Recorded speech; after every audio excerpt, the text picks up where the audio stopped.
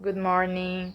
Na nossa aula de inglês de hoje falaremos sobre o Simple Past e sobre o Past Perfect. Vocês irão conhecer os dois e irão entender qual é a diferença que há entre eles. Para darmos início, é preciso que vocês relembrem que no Simple Past os verbos são classificados em regular verbs e irregular verbs, verbos regulares e verbos irregulares. Por que é que esses verbos recebem esse nome? Por que é que eles são regulares? Os verbos regulares são assim chamados porque seguem determinadas regras. Vamos conhecê-las. A primeira regra, que é a regra geral, diz que no passado nós devemos acrescentar ed ao final do verbo. Vejam nos exemplos. To clean. No passado se transforma em cleaned. To clean é o verbo limpar. Professora, por que é que o to está cortado? Porque ele só é utilizado no infinitivo. A partir do momento que você conjuga o verbo, ele não precisa mais vir acompanhado do to. Em português, nós reconhecemos que um verbo está no infinitivo porque ele termina com R. Por exemplo, limpar, cantar, dançar. Em inglês, para a gente fazer essa identificação, para identificarmos que um verbo está no infinitivo, ele vem acompanhado do to. Mas, quando nós vamos conjugá-lo, colocá-lo no passado, no presente e no futuro, nós não fazemos mais o uso desse to, ok? Segundo exemplo, to watch. To watch é assistir. No passado, eu acrescento ed e ele se transforma em watched, assistiu ou assistia. A regrinha número 2 diz que no passado, aqueles verbos que já terminam em e, não precisamos acrescentar ed, nós acrescentamos apenas o d. Por exemplo, to free. To free se transforma em freed, mas eu não precisei colocar outro e. To dance, também terminado em e. Apenas acrescentei o d e ele se transformou em danced. To free é o verbo libertar e to dance é o verbo dançar. No passado, o free transformou-se em freed, então pode ser libertou ou libertava, e o dance em danced, dançava, dançou. Já a regra número 3 diz que os verbos terminados em consoante e precedidos de y devemos eliminar o y e adicionar i ed. Preste atenção. O verbo precisa terminar em y, mas antes do y, a gente precisa que ele tenha uma consoante. Como temos aqui no exemplo o verbo to study, que é o verbo estudar. Terminou em y e antes do y nós temos um d, que é uma consoante. Nesse caso, ao colocá-lo no passado, nós precisamos retirar o y e acrescentar ied. To study se transformou em studied. Ah, professora, mas e quando o verbo terminar em y e antes dele eu tiver uma vogal? Quando isso acontecer, você não vai seguir essa regrinha de retirar o y, não. Você só segue essa regrinha se antes do y tiver uma consoante. Se tiver uma vogal, como é o caso do verbo play, antes do y tem um a. Nós seguimos a regra geral. E a regra geral diz o quê? Que devemos acrescentar apenas ed. Desta forma, to play, no passado, se transforma em played. A última regrinha é a número 4. E ela diz que os verbos terminados em CVC, CVC significa consoante, vogal, consoante. Antes de acrescentarmos o ed ao final desses verbos que terminam em consoante, vogal, consoante, nós devemos dobrar a última consoante. Por exemplo, to stop. Stop terminou em P-O-T. P é consoante, O é vogal e T é consoante também. Isso constitui um verbo terminado em CVC. Nesse caso, antes de acrescentar o ed, eu vou dobrar a última consoante. A última consoante da palavra stop, do verbo stop, é o P. Portanto, stop, to stop, se transforma em stopped. Stop, to stop é o verbo parar. Então, os verbos irregulares diferem dos verbos regulares porque eles não seguem regras. Nesse caso, eles são escritos de modo diferente, como se fossem outras palavras. e não apresentam a terminação ed, como nós sabemos que os verbos regulares apresentam. Vejam apenas alguns exemplos. O verbo to be, no presente. Nós temos ele em 3 formas: am, is e are. Se fosse um verbo regular, nós faríamos o quê? Acrescentaríamos ed ao final dele. Mas como não é, ele muda totalmente a forma. Am, is e are se transformam em was e were. To eat, que é o verbo comer, se transforma em ate. To buy, que é o verbo comprar, em bought. To come, que é o verbo vir, se transforma em came. To find, que é o verbo encontrar, se transforma em found. To go, que é o verbo ir, se transforma em went. E to drink, que é o verbo beber, se transforma em drank. Percebam que não há como explicar a mudança que eles sofrem, porque eles não seguem regras, eles não seguem um padrão. Por isso eles são chamados de verbos irregulares, e por isso no passado eles são totalmente alterados. É importante que vocês relembrem também como formular as frases no Simple Past. Na forma afirmativa, nós fazemos o quê? Utilizamos primeiro o sujeito, depois o verbo no passado, que significa dizer que, se ele for um verbo regular, ele vai ser apresentado com ed ao seu final. Se ele for um verbo irregular, ele vai ser totalmente alterado.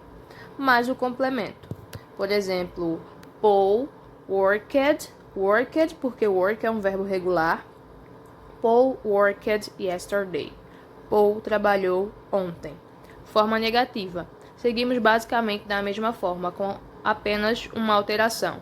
Depois do sujeito, nós utilizamos o auxiliar did e o not, did not. Ou você utiliza a forma completa, ou você utiliza ela abreviada.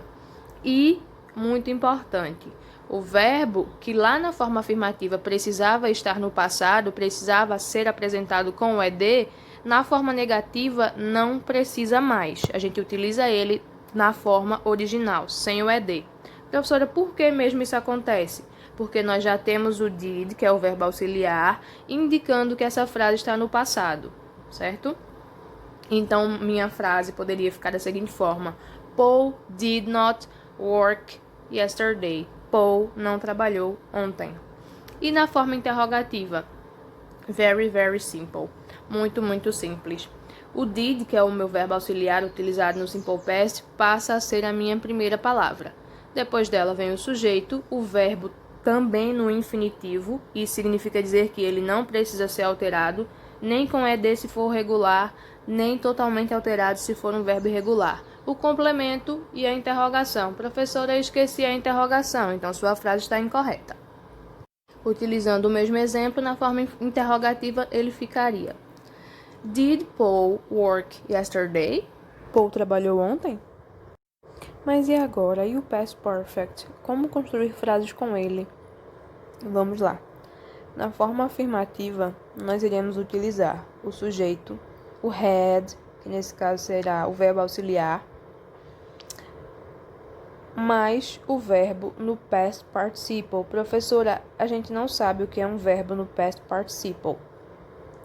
Nos livros de inglês, sempre tem ao final do livro, esses livros que vocês recebem na escola mesmo. E caso não tenha, na internet vocês encontram, é só jogar no Google tabela com verbos no past participle que vocês irão encontrar. Mas, de forma resumida, é o seguinte: quando os verbos são regulares, a forma deles no past participle é a mesma forma que eles têm no simple past, com ed. Já quando eles são irregulares, aí sim, aí complica porque eles também mudam. A seguir vocês verão uma tabelinha que eu trouxe também. Mas vamos lá. Vamos fazer um exemplo aqui. I had worked. Eu havia trabalhado. Forma negativa. Sujeito, had not, ou abreviado, hadn't, mais o verbo também no participle, no past participle. I hadn't worked. Eu não havia trabalhado.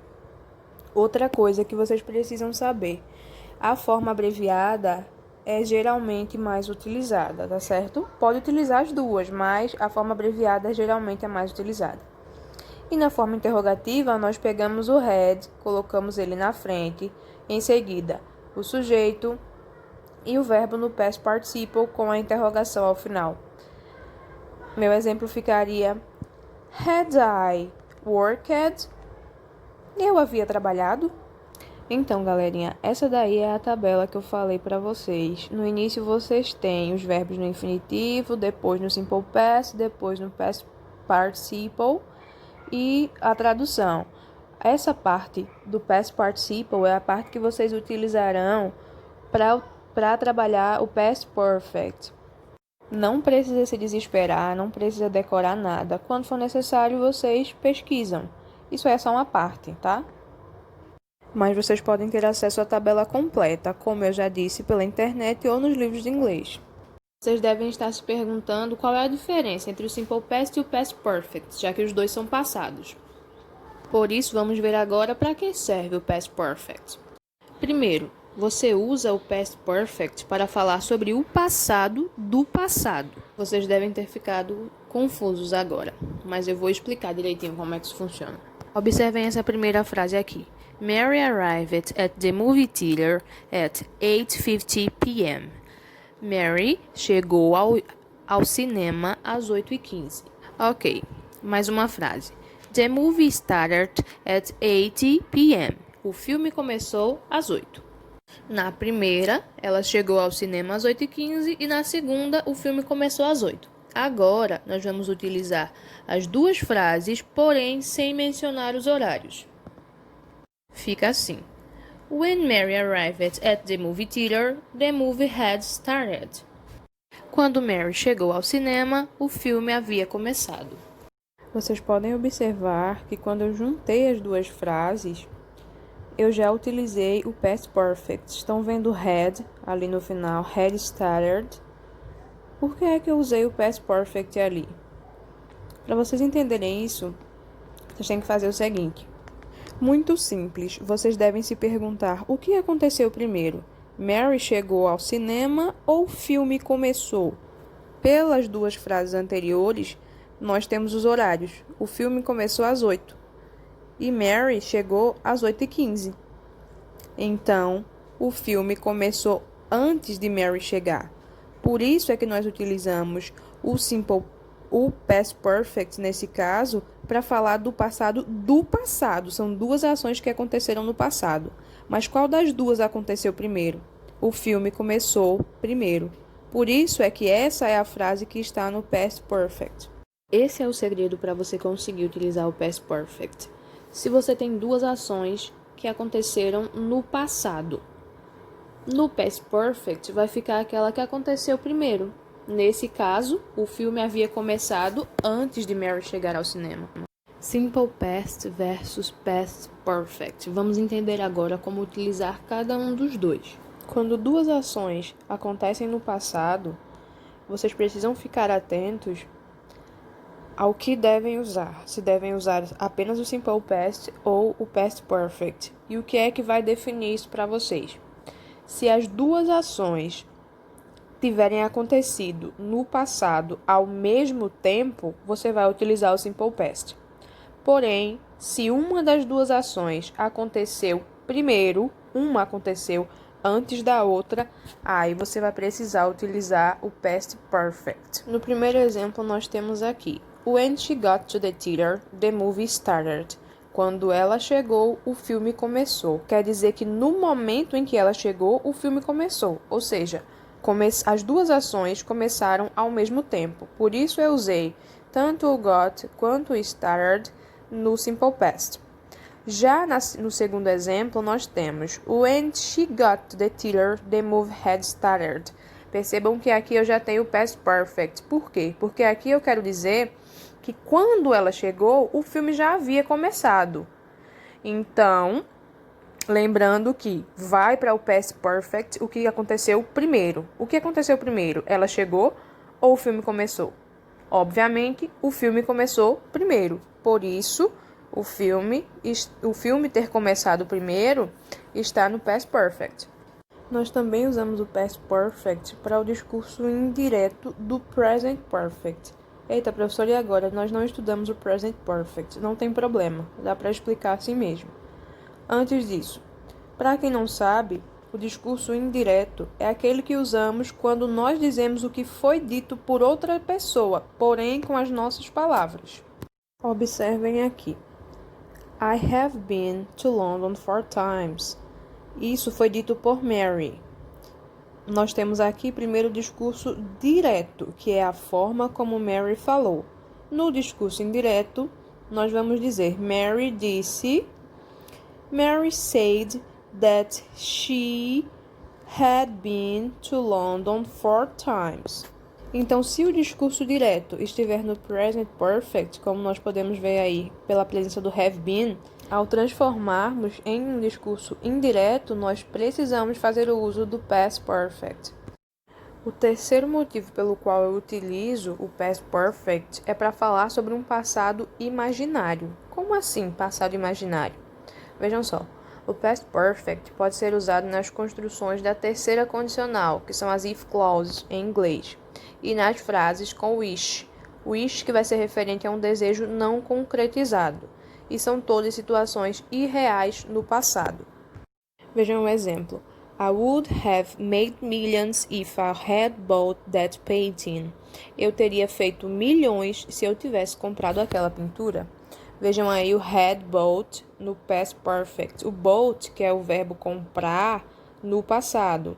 No caso aí, no past participle, que é a mesma forma do past perfect. Lembrando que o bought é o verbo buy e está nessa forma porque ele é irregular. Vejam o segundo exemplo. I wish I hadn't gone to the party. Eu gostaria de não ter ido naquela festa. No primeiro exemplo, nós utilizamos uma if clause, uma frase condicional.